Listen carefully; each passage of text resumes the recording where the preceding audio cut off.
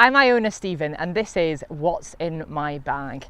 I love my golf bag, I love my clubs, and it's taken me quite a long time to find this setup that I am really happy with. So I'm going to talk you through it now, starting with the driver. We'll start with the big dog.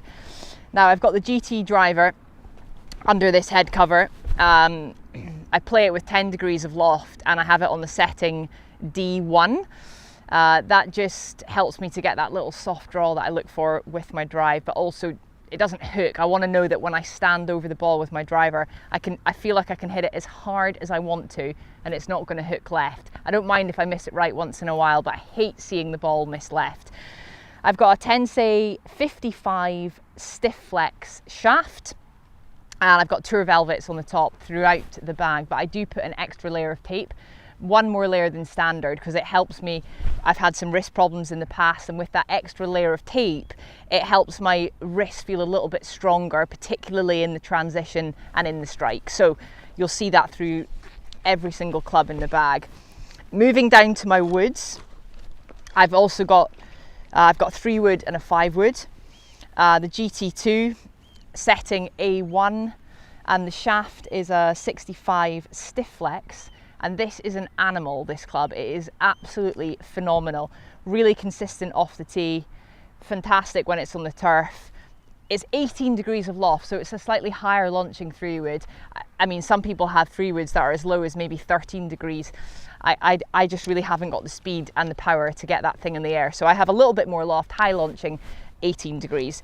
5 wood, it's a GT head, and the shaft is also a stiff flex, a DI6 Tour AD. These are really cool shafts, these ones. I used to have that same shaft in my driver, but I've since progressed.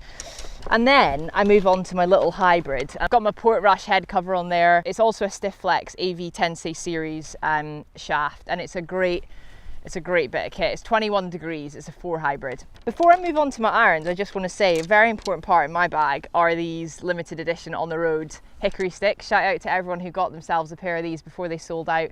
We raised some money for the St Andrews Harbour Trust through selling these, and I absolutely love them. They're made of hickory wood, handmade in St Andrews, and you never know, in the future we might sell a few more, so keep your eye out for that. Into the irons, I start with a 5 iron. My 5 iron's actually a 150. A little bit of extra on the back just helps me get the ball launching higher with that 5 iron. It gives me a little bit more oomph, shall we say, off the face. That's the technical term.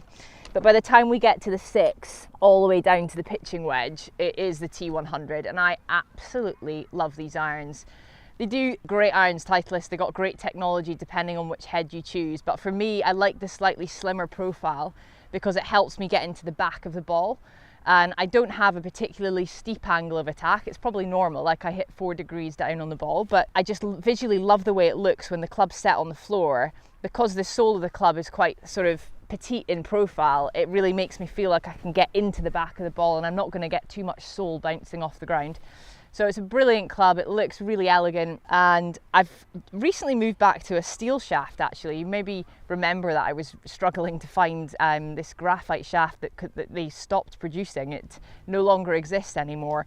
But since then I've actually decided to move back to an NS Pro regular steel shaft, and this is one of the lightest steel shafts you can find. It's like where you would go just before you move to a graphite or maybe a composite shaft, and it's still got that stability, but it's nice and light so that I can keep the club in front of my body. As soon as I get a club that's too heavy, I have a tendency to let the club get left behind, and that's dangerous for me. So it's a brilliant shaft, and then the grip, still the Golf Pride with that extra layer of tape underneath. It's worth mentioning that my setup is 1 degree flat with my irons, but then we get to the good stuff. We get down to the wedges, and I have just put these bad boys in. This is the oil can finish SM10 Vokey designed wedge. After my trip to see Bob Vokey himself, changed the lofts on my wedges a little bit to 52 degree, 56 and a 60.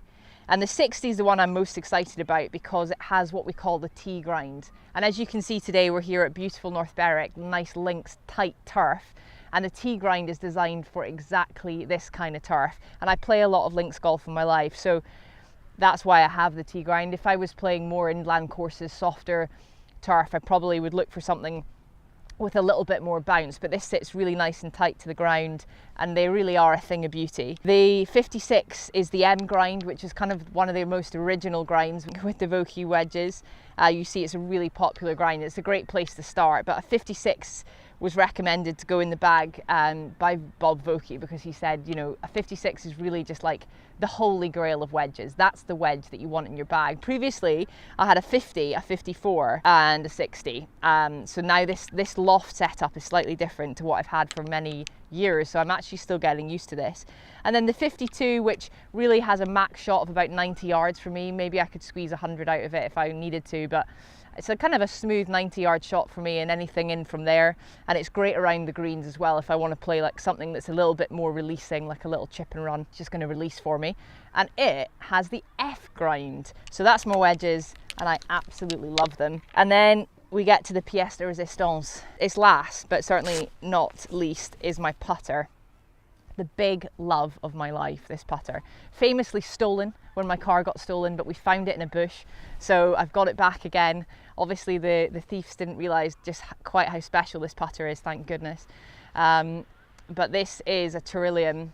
It was made for me in the tour truck in Japan in 2019, and it's been my gamer ever since. It's a Circle T edition, and I know I'm very lucky to have one of those. And it's got this beautiful face insert, and it just comes off so softly. I've got 15-gram weights in the toe and the heel. Sometimes I change them a little bit. I'll sometimes move to a 10, or I have been known to go to a 20 on slower greens, but it's just a brilliant putter. It's really well balanced.